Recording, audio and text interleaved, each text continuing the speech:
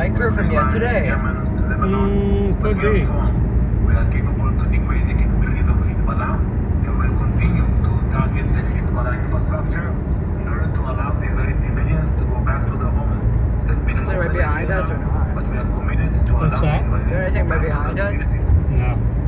What is the reaction there in Israel, Ambassador, to this data leak, this U.S. data leak?